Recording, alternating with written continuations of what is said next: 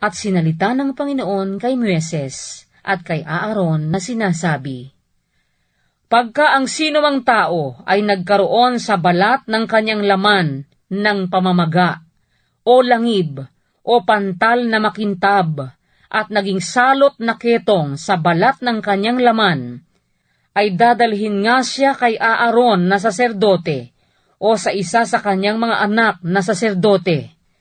At titingnan ng saserdote ang tila salot na nasa balat ng kanyang laman, at kung ang balahibo sa tila salot ay pumuti, at makitang ang sugat ay malalim kaysa balat ng kanyang laman, ay salot na ketong nga. At siya'y mamasdan ng saserdote, at ipakikilala siyang karumal-dumal. At kung ang pantal na makintab ay maputi sa balat ng kanyang laman, at makitang hindi malalim kaysa balat, at ang balahibo niyaon ay hindi pumuti, ay kukulungin ng saserdote ang may tila salot na 7 araw. At titingnan siya ng saserdote sa 7 araw, at narito, kung makitang ang tila salot ay tumigil, at hindi kumalat ang tila salot sa balat, ay kukulungin uli siya ng saserdote na 7 araw. At titingnan siya uli ng saserdote sa 7 araw, at narito, kung makitang ang tila salot ay namutla, at ang tila salot ay hindi kumalat sa balat, ay ipakikilalang malinis siya ng saserdote, langib yaon, at kanyang lalabhan ang kanyang suot, at magiging malinis. Datapwat kung ang langib ay kumakalat sa balat, pagkatapos na siya'y makapagpakita sa saserdote upang siya'y linisin, ay pakikita siya uli sa saserdote. At titingnan siya ng saserdote, at narito, kung ang langib ay kumakalat sa balat, ay ipakikilala ng saserdote na karumal-dumal, ketong nga yaon. Pagka nagkaroon ng tila salot na ketong ang sinumang tao, ay dadalhin siya sa saserdote. At titingnan siya ng saserdote, at narito, kung makitang may pamamaga na maputi sa balat, na pumuti ang balahibo, at may matigas na lamang buhay sa pamamaga, ay malaong ketong nga sa balat ng kanyang laman, at ipakikilala ng saserdote na siya'y karumal-dumal. Hindi siya kukulungin sapagkat siya'y karumal-dumal.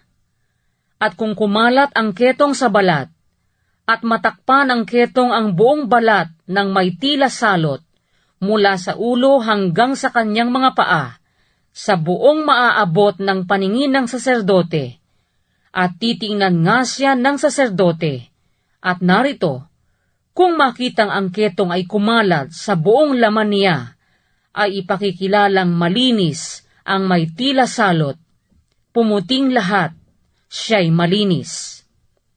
Datapwat sa alinmang araw na makitaan siya ng lamang buhay, ay magiging karumal-dumal siya. At titingnan ng saserdote ang lamang buhay, at ipakikilala siyang karumal-dumal. Ang lamang buhay ay karumal-dumal, ketong nga. O kung magbago uli ang lamang buhay at pumuti, ay lalapit nga siya sa saserdote, at titingnan siya ng saserdote, at narito, kung pumuti ang tila salot, ay ipakikilalang malinis ng saserdote ang may tila salot, siya'y malinis.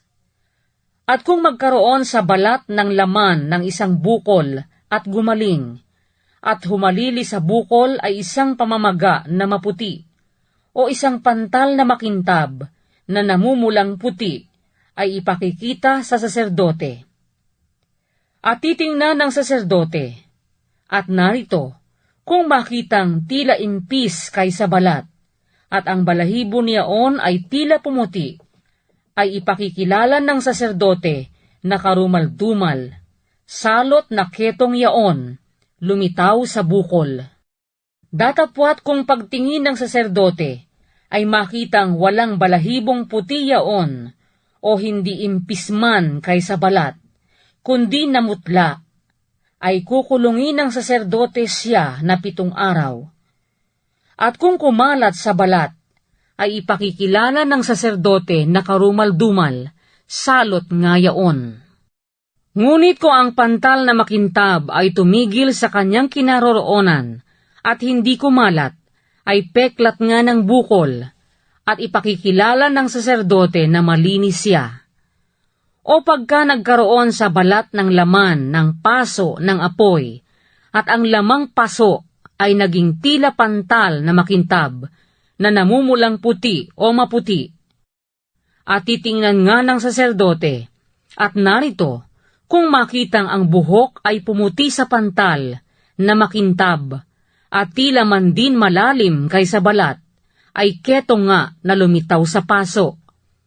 At ipakikilala ng saserdote na karumal-dumal, salot na keto nga yaon. Ngunit kung pagtingin ng saserdote, at narito, kung makita ngang sa pantal na makintab ay walang balahibong maputi, at hindi impis kaysa balat, kundi namutla, ay kukulungin nga siya ng saserdote na 7 araw. At titingnan siya ng saserdote sa 7 araw, kung kumalat sa balat ay ipakikilala ng saserdote na karumal-dumal, salot na keto nga yaon. At kung ang pantal na makintab ay tumigil sa kanyang kinaroroonan at hindi kumalat sa balat, kundi pumutla, ay pamamaga ng paso yaon at ipakikilala ng saserdote na malinis sapagkat peklat ng paso yaon. At kung ang sino mang lalaki o babae ay mayroong tila salot sa ulo o sa baba, ay titingnan nga ng saserdote ang tila salot, at narito, kung makitang tila malalim kaysa balat, at yaoy may buhok na naninilaw na manipis, ay ipakikilala ng saserdote na karumal-dumal, tina nga, keto nga yaon sa ulo o sa baba. At kung makita ng saserdote ang tila salot na tina, at narito, tila hindi malalim kaysa balat, at walang buhok na maitim yaon, ay kukulungin ng saserdote na 7 araw ang may tila salot na tina. At sa 7 araw ay titingnan ng saserdote ang tila salot. At narito, kung makita ngang hindi kumalat ang tina, at walang buhok na naninilaw, at tila ang tina ay hindi malalim kaysa balat, ay aahitan nga, datapwat hindi aahitan ang kinaroroonan ng tina. At ipakukulong ng saserdote ang may tina ng muling 7 araw. At titingnan ng saserdote ang tina sa 7 araw. At narito, kung makitang hindi kumalat ang tina sa balat, at tila hindi malalim kaysa balat, ay ipakikilala nga ng saserdote na malinis, at siya'y maglalaban ang kanyang suot at magiging malinis. Ngunit kung ang tina ay kumalat sa balat, pagkatapos ng kanyang paglilinis, ay titingnan nga ng saserdote, at narito, kung makitang kumalat sa balat ang tina, ay hindi hahanapin ng saserdote ang buhok na naninilaw, siya'y karumal-dumal. Datapwat kung sa kanyang paningin ay tumigil ang tina, at may tumubong buhok na itim, ay gumaling ang tina. Siya'y malinis, at ipakikilalang malinis siya ng saserdote. At pagka ang isang lalaki o babae ay nagkaroon sa balat ng kanyang laman ng nangingintab na pantal, ng makikintab na pantal na puti, ay titingnan nga ng saserdote. At narito, kung makitang ang nangingintab na pantal sa balat ng kaniyang laman ay namumuti-muti, yaoy buni, na sumibol sa balat, siya'y malinis.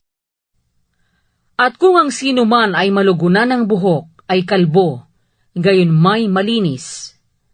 At kung sa dakong harapan ng ulo na lugunan ng buhok, ay kalbo yaon sa noo, gayon may malinis.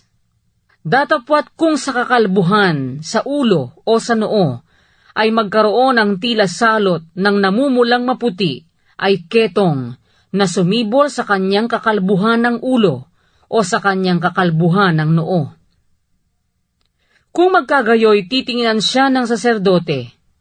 At narito, kung ang pamamaga ng tila salot ay namumula-mula ng maputi sa kanyang kakalbuhan ng ulo o sa kanyang kakalbuhan ng noo, gaya ng anyo ng ketong sa balat ng kaniyang laman, ay ketongin siya. Siya'y karumal-dumal. Ipakikilala siya ng saserdote na tunay na karumal-dumal. Nasa kanyang ulo ang salot niya. At pupunitin ang may ketong sa kinaroroonan ng salot ang kanyang mga suot, at ang buhok ng kanyang ulo ay ilulugay, at siya'y magtatakip ng kanyang nguso, at maghihihiyaw, karumal-dumal, karumal-dumal. Sa buong panahong siya'y karoonan ng salot, ay magiging karumal-dumal, siya'y karumal-dumal, siya'y tatahang bukod, sa labas ng kampamento, malalagay ang kanyang tahanan. Ang suot na kinaroroonan ng ketong, maging kasuotang balahibo ng tupa o kasuotang lino, maging nasa paayon o maging nasa pahalang ng lino o ng balahibo ng tupa, maging sa balat o sa alinmang yaring balat. Kung ang tila salot ay namemerde o namumula sa kasuotan o sa balat, maging sa paayon o maging sa pahalang o sa alinmang kasangkapang balat, ay salot na ketong nga at ipakikita sa saserdote. At titingnan ng saserdote ang tila salot at ipatatago ng 7 araw ang bagay na may tila salot. At titingnan ang bagay na may tila salot sa 7 araw.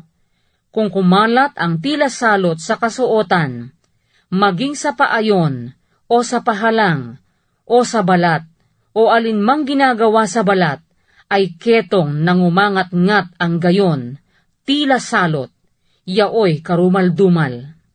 At kanyang susunugin ang kasuotan, maging paayon, at maging pahalang ng balahibo ng tupa, o lino, o alinmang kasangkapang balat, na kinaroroonan ng salot, sapagkat yaoy ketong nangumangat-ngat, yaoy susunugin sa apoy. At kung pagtingin ng saserdote, at narito, kung makita ngang hindi kumalat ang salot sa kasuotan, maging sa paayon man, o sa pahalang man, o sa alinmang kasangkapang balat, ay palalabhan nga ng saserdote yaong kinaroroonan ng salot, at ipatatago pa ng 7 araw. At titingnan ng saserdote ang bagay na may salot, pagkatapos na malabhan.